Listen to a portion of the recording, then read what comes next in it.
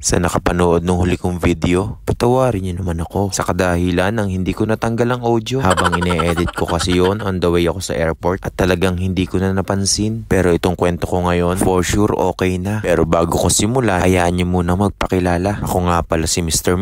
Isang hamak na gwapo, sa mata lang ng asawa ko. Ngayon yung umaga ay pupunta tayo sa buffet. Nakahapon ko pa talaga iniintay. Para naman masulit ang bayad na 199. Kung hindi kasi kami nag-add ng fee, silog lang ata ang magiging breakfast namin. Kaya sa maliit na halaga na aming idinagdag, ay etong buffet ang kapalit at sulit na rin. Pa-order nga po ako ng 7 kanin. Patay lugi sa bayad na ibinigay. Parang feeling ko tuloy fiestahan. Unlimited kuha pero walang babayaran. Tatay ka naman. Sobrang sasarap din ng kakanin. At ang pinakang naging excited ako ay ang pares. Diata pares overcook. Mali, diwata overload. Tapos sabay kuha sa lahat ng putahe. Ngayon ang problema, paano lahat kakaini? Bahala na, basta ma-feel kong sulit ang bayad. Hindi lang ako, alam kong nakaka-relate lahat. Sobrang relax talaga yung ambience dito. Feel na feel ko ang pagkain kasi kakaunti ang tao. Kakaunti rin ang makakita sa sinasando ko. Kitang-kita mo, panay ang tayo. Ang tanging hiling ko lang after kumain ay makalakad ng ayos at makahinga pa rin. Stomach out mo na para hindi pansin. Hindi nga naman halata eh. Iniisip ko dito kung anong susunod na plano. Pero kailangan ko munang mahughug ng maraming minuto. Ay boss, kaya pala. Mapapansin nyo rin na napakalinis ang kanilang mga CR. Sobrang balinis style ang datingan. Pero pag hindi ka nagbuhos,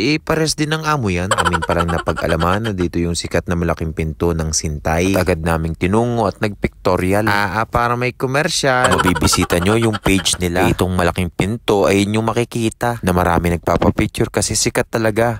Sintay, baka ma-feature pa. Paturo-turo ka pa. Maitag sila para makita. Pero in fairness talagang napakaganda. Dahil nyo nang dayuhin para ma-experience nyo rin. Amin din napag-alaman na meron pala ring swimming pool malapit dito. At agad-agad naming dinayo at naligo. So bale, 4 talaga yung swimming pool dito sa loob ng Sintay. Kaya sobrang sulit talaga ang pag-check-in. Kaya ayun, fresh na din ang banda. Ang problema, pataas na naman ang lalakarin. Kuradong ako na naman ay hahapuin. After nga nun ay nag-check out na kami. Amin namang nasulit ang bayad din. Shout out pala kay kuya na tumulong sa amin. Kung hindi niya binuhat, baka hindi umabot sa timing. Salamat Sintay sa pag-experience. Sobrang na-enjoy namin ang quality time. Sa uulitin kapag may pera na ulit. Kasi bahitin na naman si Mr.